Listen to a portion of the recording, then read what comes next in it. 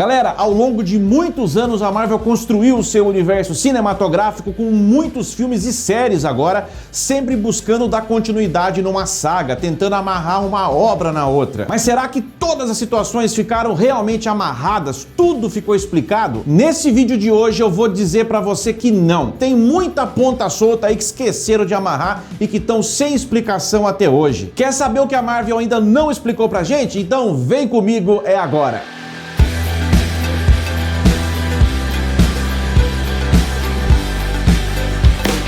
E aí galera, Spotful na área, eu sou o André Muller e desejo que você esteja bem demais. Galera, já são 16 anos de UCM e invariavelmente as séries, os filmes, as animações trazem histórias que se desenrolam dentro das suas próprias obras, mas todas elas estão inseridas num plano maior, que são as sagas. Mas como eu disse no começo, eu tô aqui hoje para mostrar que não, nem todas as situações ficaram resolvidas. Esqueceram de amarrar algumas coisas aí, e eu nem tô falando de cena pós-crédito, hein? Eu não tô falando de falta de continuidade apenas, eu tô falando de falta de explicação mesmo. Pode até ser que os caras venham a explicar isso futuramente, mas no momento agora tem coisas que realmente incomodam a gente que é fã e eu tô aqui para listar para você algumas dessas situações que estão acontecendo ou em cenas pós-créditos ou principalmente dentro das obras mesmo. A primeira situação que a Marvel tá devendo resposta pra gente vem lá de Wakanda, mais precisamente do filme Guerra Infinita, que é o episódio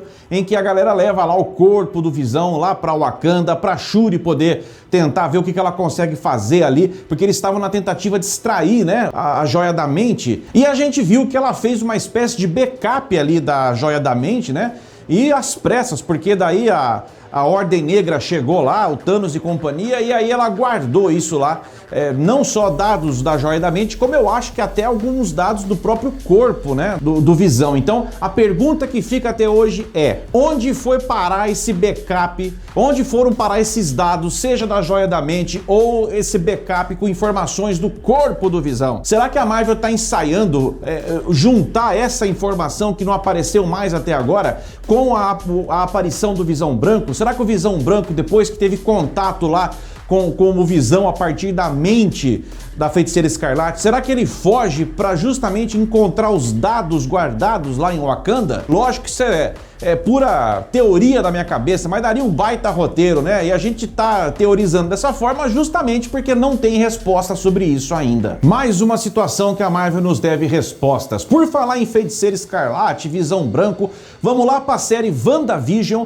e a pergunta que a gente precisa ainda de resposta. Quem ou o que exatamente a Feiticeira Escarlate despertou? Nos momentos finais da série teve um embate entre a Agatha Harkness e a Feiticeira Escarlate. Naquele momento, realmente, a Feiticeira Escarlate nasce muito poderosa, realmente. Ela até faz ali dentro do X, né, um ambiente todo escarlate com algumas runas em volta daquela batalha de magia entre as duas.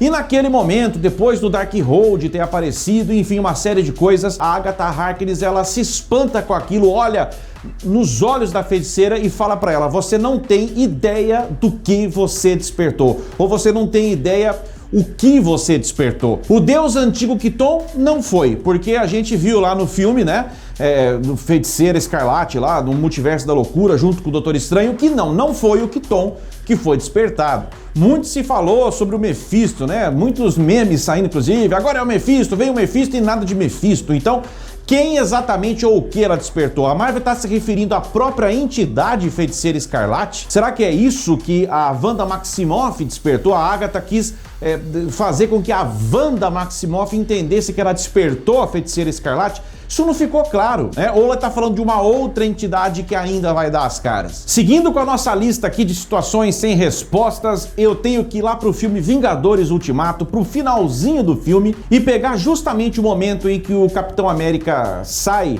na sua jornada de devolução das joias do infinito. Até agora a gente não viu como que o Capitão América devolveu essas joias e o que aconteceu exatamente, em que momento que ele fica no passado e começa uma vida com a sua amada Peggy Carter. Os rumores de bastidores estão dando conta e agora cada vez mais fortes, né, de que a Marvel tem um projeto chamado Nômade, que é justamente uma inspiração nos quadrinhos de um momento em que o Capitão América se torna um nômade realmente, né? Mas eles vão adaptar isso para dizer, para narrar a jornada do Capitão América indo de diversos lugares, né? Como um nômade realmente, devolvendo essas joias e mostrando o que aconteceu. Inicialmente falava-se de uma série, agora já estão falando em filme. Independente de uma coisa ou outra, se for verdade, olha, é sucesso garantido de bilheteria, você tem dúvida disso? Os rumores inclusive dão conta de que para esse projeto dar certo, a Marvel vai trazer de volta o Tony Stark com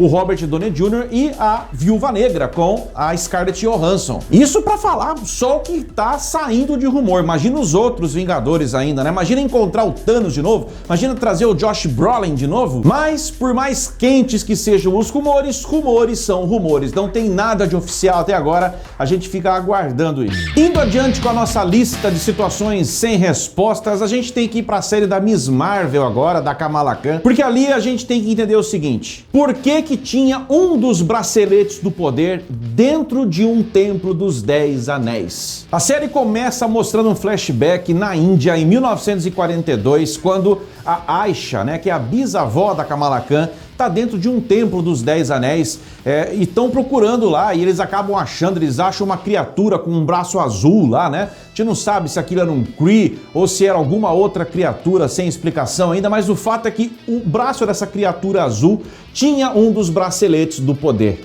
Então a pergunta que fica é o seguinte: por que Aisha e outras pessoas oriundas da dimensão Nur estavam fazendo em 1942 na Índia, dentro de um templo dos 10 anéis, e por que o bracelete estava lá dentro? O que se sabe é que os Jinn, né, que é o nome dado àqueles que são exilados da dimensão Nur, que é justamente a linhagem, os descendentes da Kamala Khan, esse bracelete, quando a Aisha pega esse bracelete, a gente sabe que daí ele foi passando de geração em geração até chegar na Kamala Khan.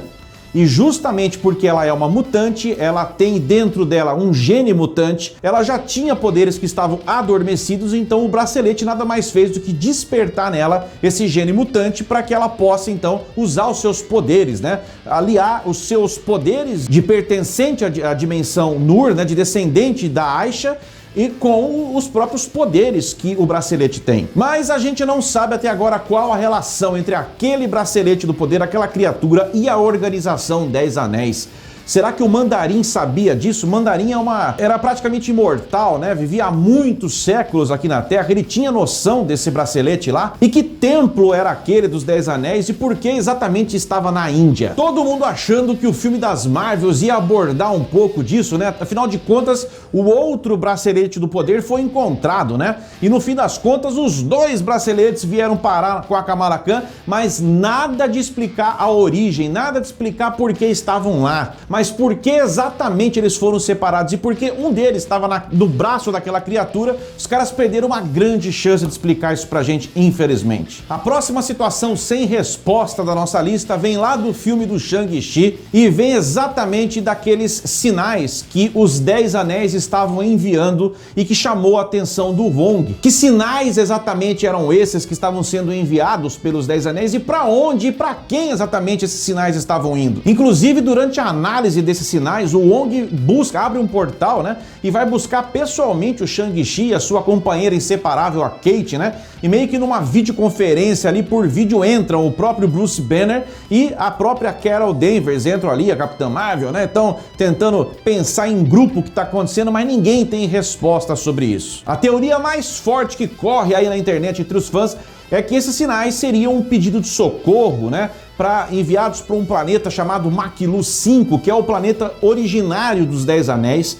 E mais do que isso, seria um pedido de socorro para ninguém mais, ninguém menos do que uma das criaturas mais poderosas daquele planeta e que é um dos personagens mais queridos da grande dupla Stan Lee e Jack Kirby, que é o dragão, o poderosíssimo dragão Fin Fang Foom. Esse dragão, inclusive, é muito comum nos quadrinhos, nas histórias do Shang-Chi, envolvendo o Mandarim também, por isso que a teoria é forte. Mas de concreto mesmo, assim como tudo que eu já falei até agora, nada de resposta. Talvez isso possa ser parte do plot, por exemplo, do filme 2 do Shang-Chi. Seguindo com a nossa lista, a gente tem que ir lá pro filme dos Eternos agora, porque lá tem uma dúvida colossal para resolver. Existe um celestial morto enorme, gigantesco, colossal dentro do Oceano Índico e ninguém falou mais nada até agora? Galera, a gente não tá falando de uma agulha num palheiro, nós estamos falando de um celestial, colossal, continental, cravado no oceano, mas não teve um satélite que viu isso até agora. O controle de danos não viu isso, a SWORD não viu isso ainda, o Nick Fury não sabe disso ainda. Aliás, se não fossem os Eternos, o Celestial ia nascer, né? Ele que foi implantado aqui no núcleo do nosso planeta há bilhões de anos atrás para poder nascer num determinado tempo e assim consumir toda a vida na Terra, né? Inclusive numa daquelas coincidências, né, insanas, né?